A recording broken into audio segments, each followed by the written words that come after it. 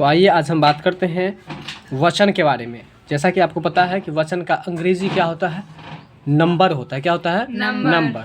ठीक है, तो वचन के बारे में पढ़ते हैं। आज हम लोग देखते हैं कि क्या है वचन। संज्ञा के जिस रूप से उसकी संख्या या एक से अधिक होने का बोध हो उसे ही हम लोग वचन कहते हैं। देखिए, वचन का मतलब सीधा अर्थ समझिए कि वचन का मतलब संख्या होता है। क्या होता है? संख्या। वचन हम लोग संख्या को वचन कहते हैं। किसको वचन कहते हैं? संख्या को वचन कहते हैं। संख्या को वचन कहते हैं। फिर से बोलिए, क्या किसको क्या कहते हैं? संख्या को वचन कहते हैं। संख्या को हम लोग वचन कहते हैं। संख्या को हम लोग क्या कहते हैं? वचन। तो वचन किसे कहते हैं? संख्या को वचन कहते हैं। वचन किसको कहते हैं? संख्या को वचन संख्या को कहते हैं। यानी कि देखिए, अभी जैसे कि मान के चलिए 2 लड़का है तो आप समझ जाते हैं कि यह बहुवचन होगा। 1 लड़का है, उसको आप क्या बोलते हैं? एक वचन। तो आप किसको दे करके बोलते हैं? संख्या को दे करके बोलते हैं ना। इसलिए वचन किसे कहते हैं? तो वचन संख्या को कहते हैं। बात समझ में आया? तो देखिए, अब यहाँ पर हम डिटेल्स में जानेंगे। संज्ञा के जिस रूप से उसकी संख्या होने का बोध हो उसे ही हम लोग क्या कहते हैं? वचन कहते हैं। इससे आगे जो लिखा हुआ है एक या एक से अधिक होने का बोध, तो बात बराबर ही है। ठीक है ना? उसे हम लोग वचन कहते थे। इसको काट दीजिए आप लोग। एक ही चीज़ याद रखिएगा कि संज्ञा के जिस रूप से उसकी संख्या होने का बोध हो उसे ही हम लोग क्या कहते हैं? वचन कहते हैं। ठीक है, इसको कट कर दीजिए। ठीक है, अब देखिए वचन के कितने भेद हैं? तो वचन के 2 भेद हैं। एक है एक वचन और दूसरा क्या है? बहुवचन। एक है एक वचन, दूसरा क्या है? बहुवचन है।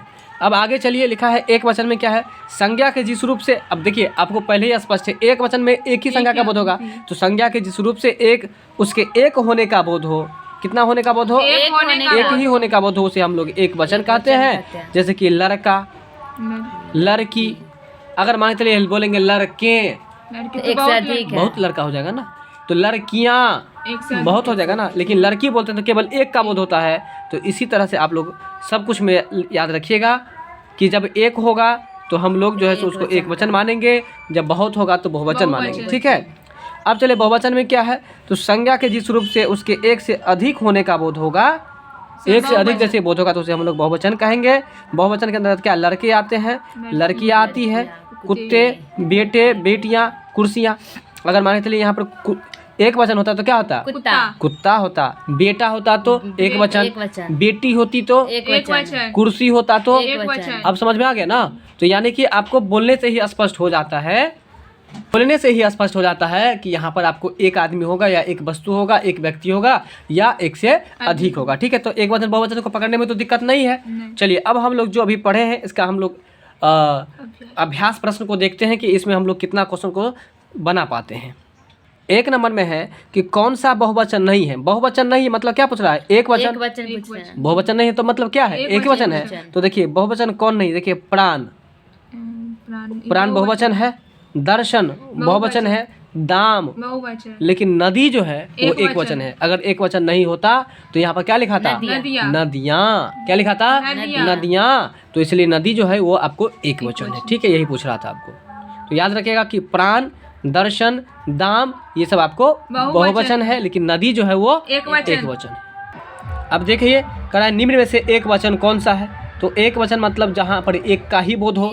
जैसे कवि है, एक का ही बोध हो रहा है। नारियाँ, देखिए बहुवचन लग रहा है कि नहीं? गायें बहुवचन लग रहा है कि नहीं? बकरे बहुवचन लग रहा है कि नहीं? लेकिन कवि बोलने से स्पष्ट है कि यह एक वचन। चलिए, अब है एक वचन का कह रहा है उदाहरण कौन नहीं है।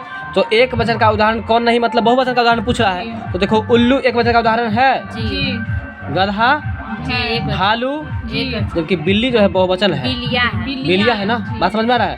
तो बिलिया एक वचन का उदाहरण नहीं है, यानी कि बहुवचन है। ठीक है, अगला है कि सेना का बहुवचन क्या होगा। तो सेना का जो बहुवचन होगा वो आपको हो जाएगा सेनाएं। क्या हो जाएगा? सेनाएं। ठीक है, तो सेना का बहुवचन जो हो जाएगा वो सेनाएं होगा। इसका आंसर यहाँ पर गलत है। इसका आंसर सेना दल जो दिया है वो गलत है। इसका आंसर क्या होगा? तो सेनाएं होगा। ठीक है, फिर है चिड़िया। चिड़िया का बहुवचन क्या होगा? देखिए, चिड़िया का जिसमें जिसके अंत में या जो लग जाएगा ना, या बहुवचन, चांद बिंदु लगा करके या लगा करके चांद बिंदु, तब समझिए वो बहुवचन होगा। ठीक है, तो चिड़िया जो हो जाएगा ये इसका बहुवचन हो जाएगा। बात समझ में आ रहा है? तो सेना का बहुवचन क्या होगा? सेनाएं होगा। अच्छा बताइए, गाय का बहुवचन क्या होगा? गाय। लड़का का? लड़के। लड़की का? लड़कियां। चलिए, अब हम लोग पढ़ते हैं अगला टॉपिक जो है, जिसका नाम है आपको कारक। क्या नाम है? कारक। अब जरा ध्यान दीजिए, ये मोस्ट प्रिवियर टॉपिक है जनरल कंपटीशन के लिए। लिखा है संज्ञा अथवा सर्वनाम के जिस रूप से उसका संबंध क्रिया के अथवा वाक्य के अन्य शब्दों के साथ प्रकट होता है वह कारक कहलाता है। एक बार फिर से समझिए, संज्ञा अथवा सर्वनाम के जिस रूप से उसका संबंध क्रिया के अथवा वाक्य के अन्य शब्दों के साथ प्रकट हो उसे कारक कहते हैं। कारक का परिभाषा परीक्षा में नहीं पूछता है, जो पूछता है उस पर विचार करें। यदि हम तो देखिए यहाँ पर ये पूछता है कि हिंदी में कारक के कितने भेद होते हैं, इसको याद रखिएगा। हिंदी में कारक कितने भेद होते हैं? 8 भेद होते हैं। और इसको याद रखिए, कर्ता, कर्ता कारक, कर्म कारक, करण कारक, संप्रदान कारक, अपादान कारक, संबंध कारक, अधिकरण कारक और संबोधन कारक। बताइए कौन कौन सा कारक है? कर्ता, कर्म, करण कारक, संप्रदान कारक, अपादान कारक, संबंध कारक, अधिकरण कारक और संबोधन कारक। तो बिना देखे एक बार बोलिए फटाफट से। कर्ता कारक। चलिए अब यहाँ ध्यान दीजिए, कारक का चिन्ह कौन सा है? देखिए कर्ता का चिन्ह याद रखिएगा। कर्ता का चिन्ह क्या है? कर्ता ने, कर्म को, करण से के द्वारा। देखिए करण का 2 चिन्ह है, एक है से और दूसरा है के द्वारा। करण का क्या को चिन्ह है? 2 गो। कौन कौन सा है? से, ऐसे याद रखिए, से के, इसलिए से और के द्वारा। ठीक है। संप्रदान का क्या है बताइए? के लिए। संप्रदान में एक और होता है, के लिए के अलावा को भी होता है। क्या होता है? को और के लिए। ठीक है। इसका है अपादान में, देखिए अपादान में से या अलग होना। ठीक है। संबंध का है का, के, की, रा, रे, री। बात समझ में आ रहा है? तो आप लोग को ये परीक्षा में कारक के भेद को याद रखना है, साथ में उसके चिन्ह को याद रखना है। ये मोस्ट भी होता है किसी परीक्षा में। ठीक है ना।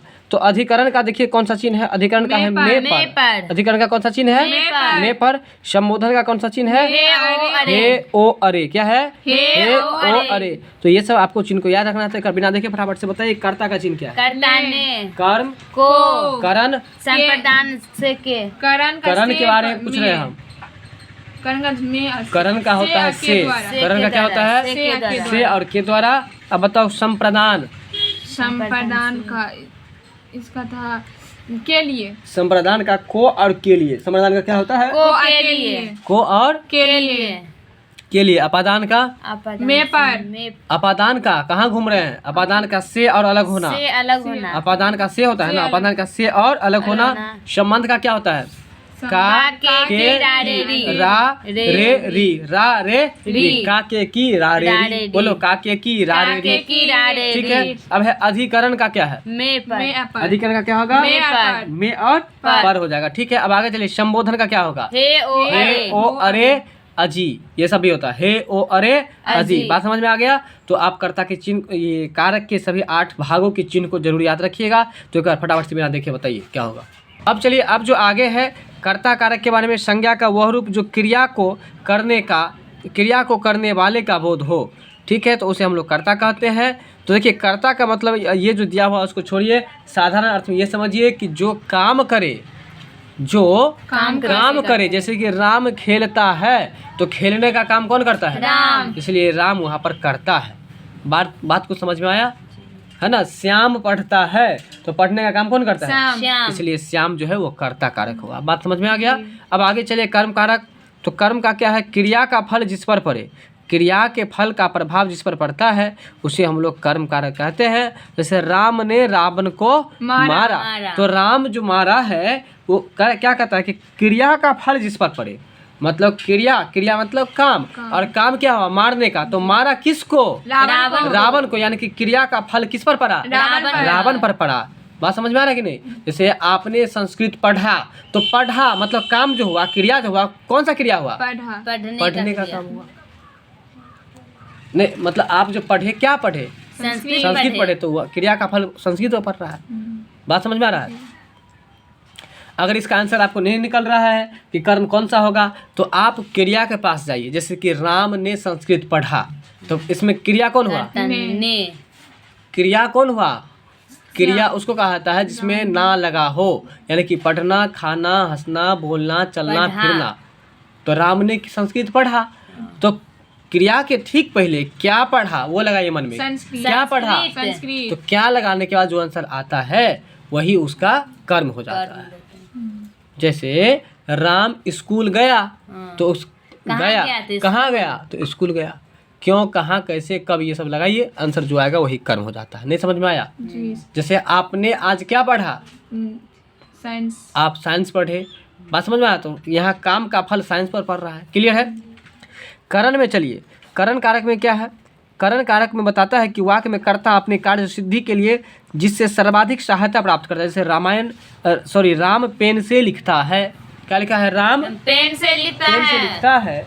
तो राम जो पेन से लिखता है, तो जरा ध्यान दीजिए कि राम का संपर्क पेन से बना हुआ है। जी। तो जब से यहाँ भी लगा है, से यहाँ भी लगा है, से अपादान में भी रहेगा, लेकिन आपको यहाँ थोड़ा ध्यान देना होगा कि यहाँ पर करण में क्या है कि संबंध बना हुआ रहता है, अपादान में क्या है कि संबंध टूटा हुआ रहता है। जैसे पेड़ से पत्ता गिरा, तो पत्ता गिर गया तो संबंध टूट गया कि जुड़ गया? टूट गया। कलम से लिखता है, संबंध जुट गया। संबंध जुटा हुआ है ना। जी। सीता अलमारी में से किताब निकालती है, तो अलमारी का संबंध देखो हाथ से जुड़ा हुआ है कि नहीं? किताब निकालती है तो जी। अलमारी से किताब निकालती है, तो से वहाँ भी है, से अपादान में भी है, लेकिन यहाँ पर से कौन सा होगा? करण होगा। क्यों? क्योंकि करण में संबंध बना रहता है, अपादान में अलगाव होता है। नहीं समझ में आया बात?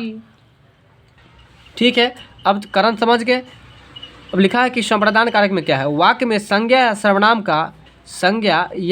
सर्वनाम का वह रूप जिसके लिए क्रिया की जाती है। जैसे कि श्याम के लिए पेन खरीदा। क्या लिखा हुआ है? श्याम के लिए पेन खरीदा। श्याम के लिए पेन खरीदा, या श्याम को धन दो, श्याम को धन दो, भिखारी को धन मत दो, गरीब को धन दो, निर्धन को धन दो। तो यहाँ पर को जो आ रहा है ये आपको क्या हो जाएगा? संप्रदान कारक हो जाएगा। को और के लिए ये दो को है ना। तो आप किसी के लिए, जैसे श्याम के लिए पेन खरीदे तो मतलब श्याम को दान देने के लिए खरीदे ना, तो इसलिए याद रख लीजिए कि को और के लिए ये आपको संप्रदान कारक है। क्लियर है? फिर चलिए अपादान कारक में चर्चा करते हैं। तो वाक्य में संज्ञा या सर्वनाम की जिस रूप से अलगाव, पहले बता देना, और से अपादान, और से अलगाव, दूरी या पृथकता, पृथक मतलब अलग करना, तो ये जो बोध होता है तो उसको हम लोग अपादान कारक कहते हैं। जैसे पेड़ से पत्ता गिरता है तो देखिए से लगा हुआ है, अब पत्ता गिर गया तो अलग हो गया ना, पृथक हो गया ना, इसलिए यहाँ पर ये अपादान कारक हो गया। यहाँ तक समझ में आया बात? चलिए अब लिखा है संबंध कारक। संबंध कारक बोलने से यह स्पष्ट हो रहा है कि यहाँ पर संबंध बनने की बात हो रही है। तो वाक्य में किसी संज्ञा या सर्वनाम से जिस संज्ञा या सर्वनाम का संबंध प्रकट हो, जैसे यह राम की पुस्तक है, तो अभी देखिए किया गया ना का, तो इसलिए याद रखिएगा कि संबंध का कौन कौन सा चिन्ह होता है? का के की, तब ना यार, यह राम की पुस्तक है, तो इसलिए का के की जो होगा यह उसका कलम है। तो ये संबंध का या तो समझ में आ गया ना, काके की रा रे री। ठीक है, ये चिन्ह किसका है? संबंध कारक का है। ठीक है, असल में चिन्ह याद करना है। फिर है कि वाक्य में संज्ञा सर्वनाम की जिस रूप के द्वारा क्रिया के आधार पर स्थान का बोध हो, जैसे मेज पर पुस्तक रखी है। देखिए अधिकरण का चिन्ह क्या है? मे और पर।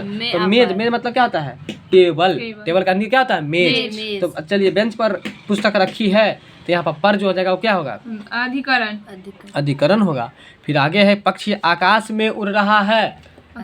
पक्षी जो है वो कहाँ पर उड़ रहा है? आकाश में उड़ रहा है। तो यहाँ पर जो आकाश में पर, अधिकरण में में पर है ना, तो इसलिए देखिए में जो हो जाएगा वो आपको क्या हो जाएगा? अधिकरण हो जाएगा। ठीक है यहाँ तक? अब आगे चलिए लिखा है संबोधन कारक। संबोधन कारक का मतलब क्या होता है? वाक्य में जिस संज्ञा या सर्वनाम को संबोधित किया जाता है उसे संबोधन कारक कहते हैं।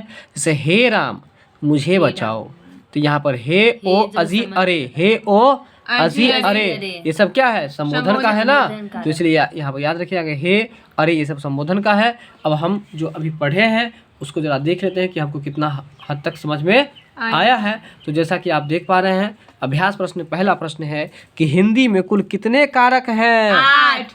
8 कारक हैं। ठीक है, अब बताइए कह रहा कि से विभक्ति निम्न में से किस कारक के लिए प्रयुक्त होता है? बताइए, से किस में था? करण में था ना, और करण में क्या था? से और के द्वारा, से और के द्वारा, से और के द्वारा। देखिए लिखा हुआ है पर विभक्ति किस कारक के लिए है? पर अधिकरण में। चलिए बेल से फूल गिरे, बेल से फूल गिरे, देखिए गिर गया तो गिर गया तो अलग हुआ ना, तो इसलिए क्या हो जाएगा इसका आंसर? अपादान हुआ। ठीक है ना। तो बेल से फूल गिरे, इनमें कौन सा कारक है? तो देखिए बेल से फूल गिरेगा तो अलग ना होगा। उदाहरण क्या देते? वृक्ष से पत्ता गिरा तो अलग ना हुआ।